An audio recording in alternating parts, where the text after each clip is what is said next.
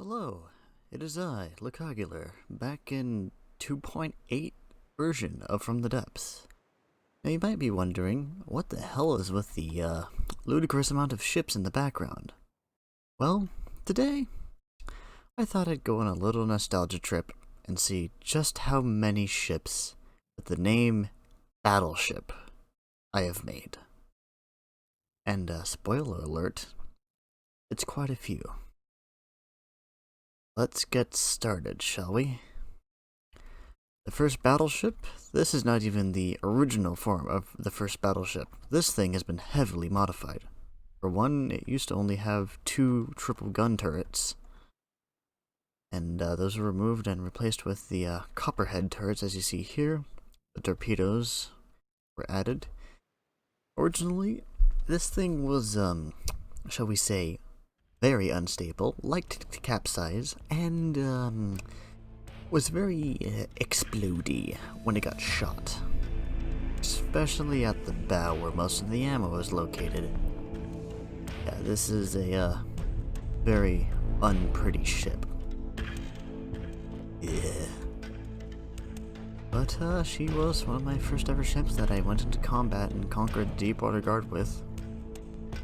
Although she wasn't alone. She had this ship with her.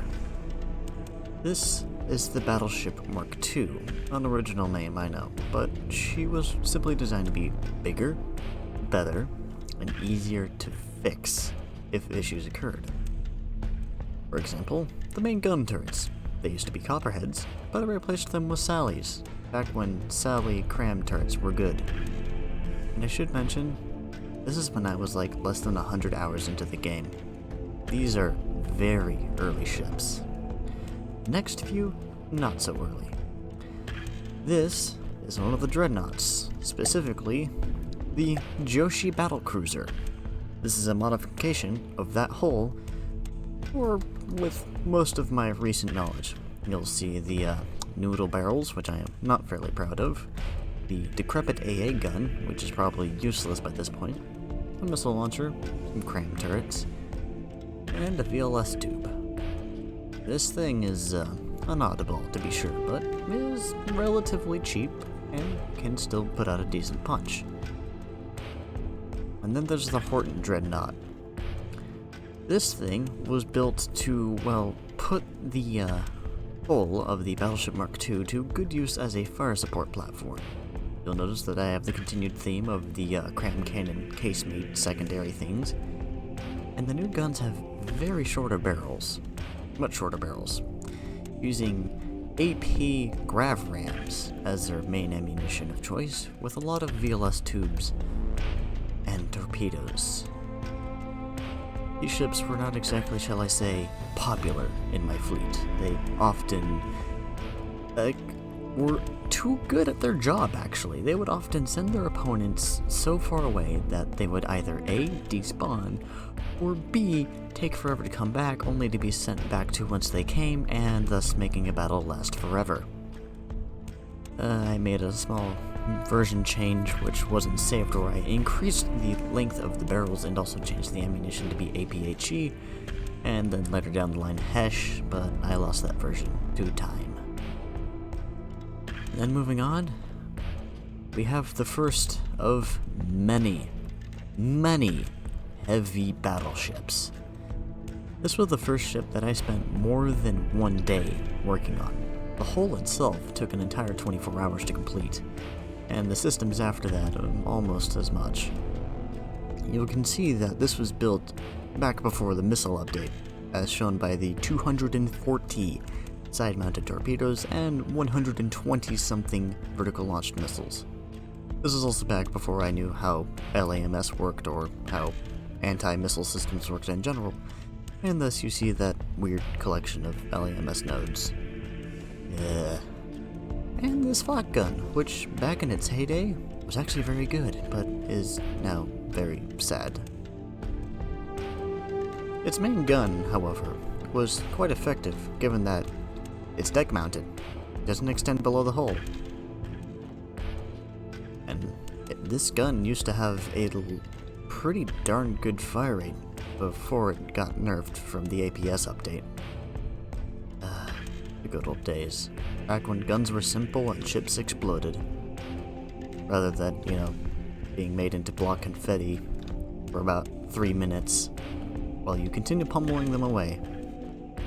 Until they finally die because they have decided to stop existing, not because you actually killed them.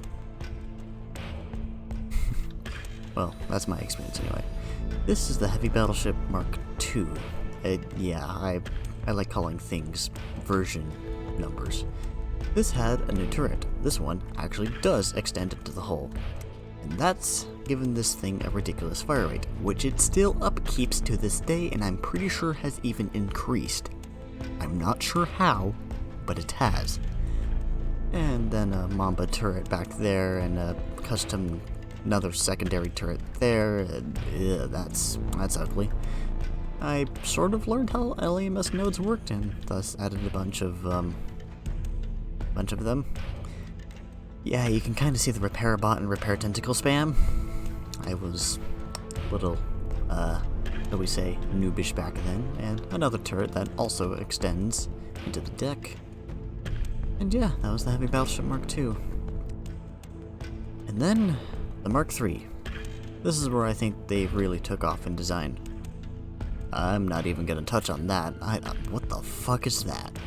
Past me, what in God's name were you doing when you thought that was a good idea? In any case, this thing has pop-up covers to reveal repair tentacles and repair bots, which at the time I thought was clever and cool, but now I see more of as just wasteful resources, but it's still neat. The turrets are actually quite decent looking even today, and extend nicely into the deck, or into the actual hull of the ship. And this was the first ship to utilize the wonders of steam propulsion, or rather just steam power. They ran off entirely steam power.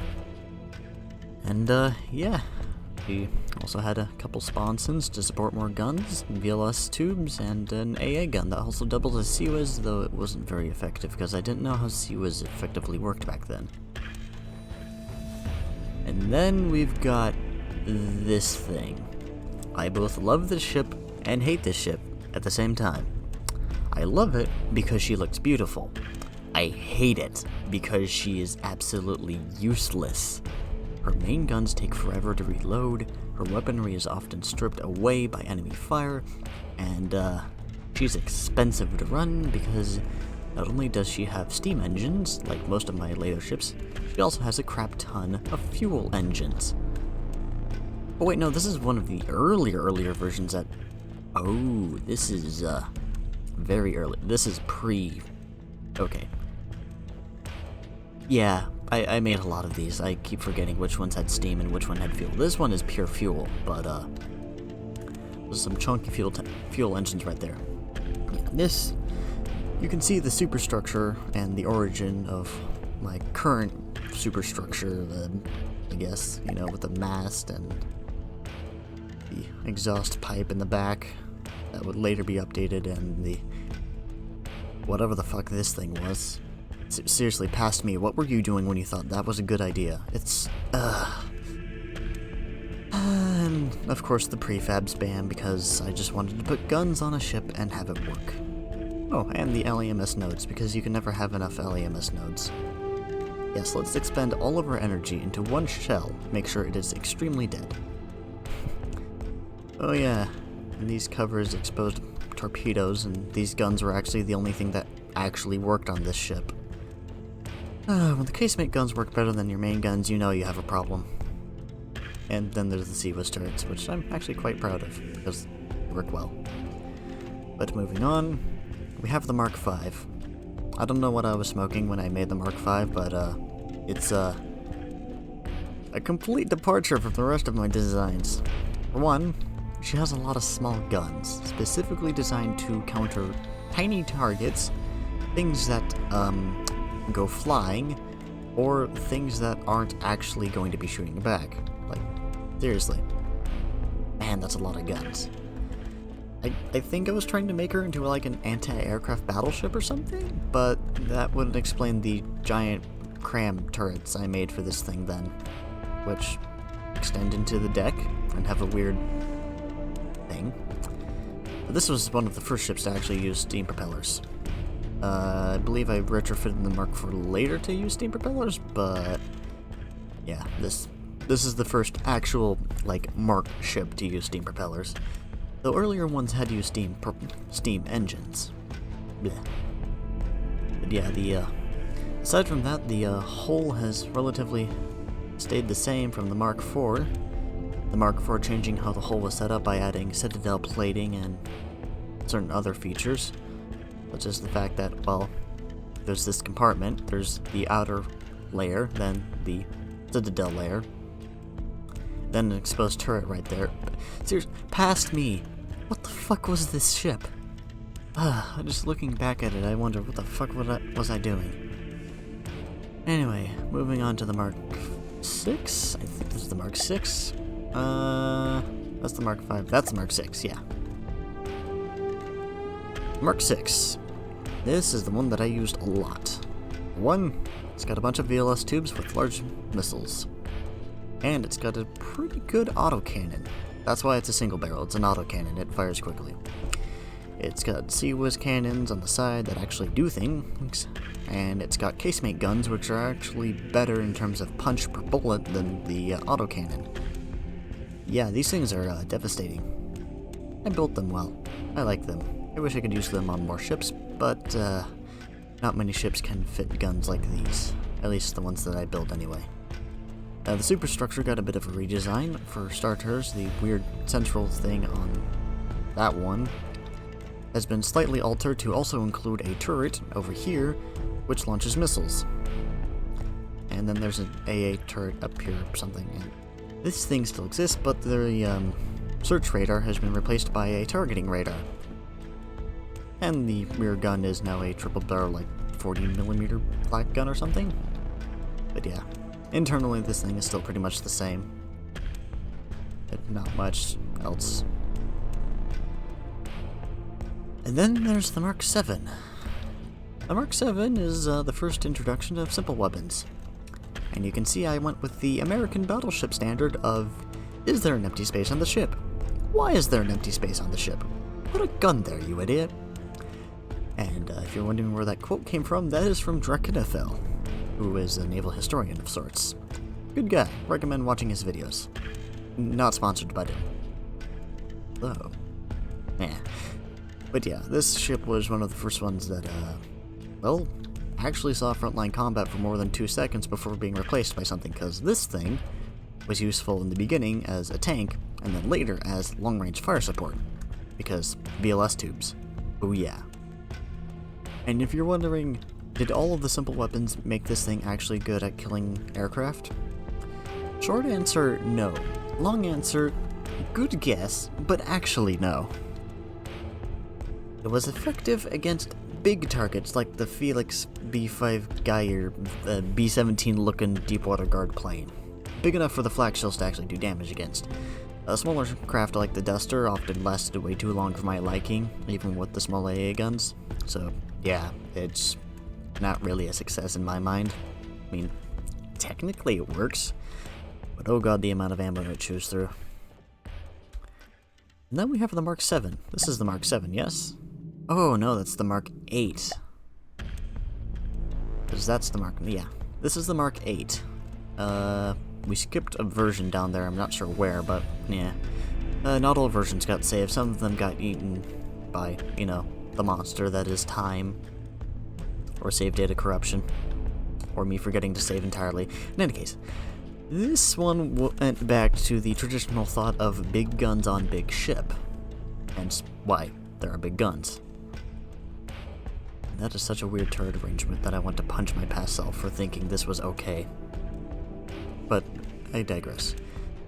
I trimmed down the simple weapons a little bit. Not really, and actually wait, no, I think yeah, they're exactly the same. But the main guns were changed, and aside from that, not much else. I mean, I guess I think it's got a... oh yeah, it's got shields, that's right. It's got forward-facing torpedo tubes, so I think all of those since the Mark V had those. And the LAMS system has been given a lot of room. Though it's still not effective because back then I didn't know how LAMS exactly worked and was working off a based assumption which was completely wrong, and so it was very inefficient. And then we get to the TOG, the Mark 9. Probably my favorite ship aesthetically.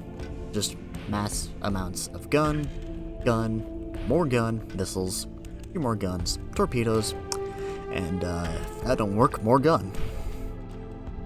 Yeah. That's, simply said, I was getting tired with the space restrictions on the small ship design, so I simply cut off the rear, extended it, then rebuilt the rear. Simple as that. And, yeah. Originally, I called this thing the TOG, because it reminded me of the TOG 2, which was a British tank that was notorious for being ridiculously long. And then there's the Mark 10, which changed the main batteries around a little bit to 5 triple turrets, because what's better than a lot of high-caliber APHE knocking at your door? And after that, we get to the Mark... what is this? Mark 13. This is the one that I tinkered with the most, and, yeah. You can see some visual distinctiveness from the Mark 10, but aside from a few things here and there, it's almost identical. Such as the rear turret, this one, right here, on the front, has been replaced by a Gatling turret. And also a bunch of AMS turrets have been added to shoot down missiles. But, yeah, she's got depth charges as well. Some of the secondary guns. Yeah, there's a lot more under the hood changes, but she's still the heavy battleship. I like her. And then we've got these things. This is the pimped version made by Damadoc82 and Aeon Mark III and a few other helpful folks who helped out on basically being given the whole of the heavy battleship Mark 13 and told, go nuts, and this is what they built. It's significantly better than anything I've built to date, having, well, 1, effective LAMS systems, 2, effective weapon systems that don't cost an exorbitant amount of cash or materials, and 3, just looking plain cool. Probably one of the best ships that I have in my navy, and it's not even my own ship. Well, technically, it's Damadoc's design on my hull, but yeah. Still, looks cool. My only regret is, well, this weird prop assembly. I mean, it works, but you could have gone with something a little more traditional, I guess? Either way, it's a fine ship as it is. And moving on to the Mark 13 work in progress. I say work in progress because there's a lot of changes. For one, VLS tubes, CWIS gun that actually works, ramming bow because sometimes you run out of gun, but you can't run out of ship.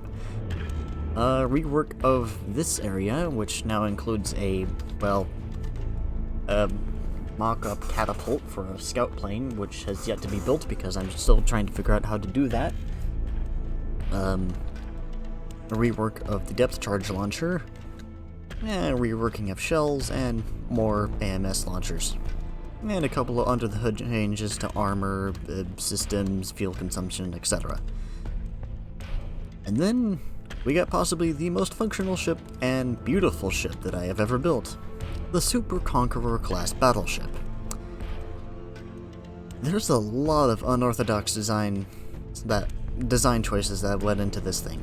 For one, the guns do not extend below the deck. They are entirely deck-based. This has 2 advantages. 1, it saves material and space, and 2, if the turret catastrophically blows up, it won't take a lot of internal components with it. It has big guns, 500mm, and they're rail-powered, because what says hello, other than a bunch of 500mm shells going Mach 2 straight to your face? Not much else, I say. A bunch of secondaries, and you can see this was very much inspired by the Queen Elizabeth-class dreadnoughts of the British Navy, hence the turret design, the mast, the superstructure Tower of Doom thing, and the secondary arrangement. and some VLS tubes, a interesting take on a Sea-Whiz laser system, which never came to fruition because it's just impractical and it's better to use bullets, as proven by this little lovely turret up here, which has done a remarkable job at actually shooting down missiles.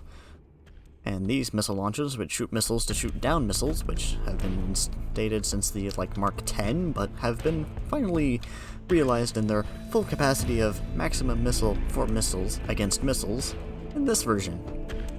And yeah, you'll also notice that the hull looks quite a bit different. For one, she's been slightly redesigned under the hood. I mean, she's still technically a heavy battleship hull, but she's been widened a little bit. She's had an additional deck added below her for mine and torpedo protection, and yes, those are a lot of torpedo bulges and armor belts. She's a fine ship if I do say so myself, and she works quite well. And then we've got these two ships over here, one of which is rubbing against each other. I don't know why, but the ship on the right is the heavy battle cruiser with a bunch of fast-firing 500mm guns, and a very interesting set of internal components. For one, she has a fuel refinery. 2, she has a bunch of secondaries on the rear. 3, she's got a bunch of ERA armor behind actual heavy armor behind metal, and she's a weird design. I'm not sure what I was going with when I built her, but I finished the design and realized I should probably finish. I finished the hull and realized I don't have any actual guns to put on this thing, so I built that, then realized, oh, I have a lot of extra space, let's try and give it some use. And then I ran out of stuff to put in, and so, yeah. Hold on, let me, they shouldn't be this close, hold on. Just pull you away, please. Go that way. And this is my current pride and joy, in which I am building.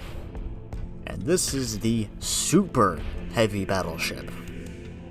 Not only is she longer, wider, deeper, bigger, and also have more space on the deck for more guns, it is also the first ship to be powered exclusively by huge steam boilers. All of my past ships have either been powered by props of large steam boilers, or small steam boilers plus large props in some weird configuration. This thing, twin shafts of huge steam boilers connected to a huge steam engine array, and despite being a big motherfucker, this thing can still reach an acceptable speed of like 15 to 17 meters per second.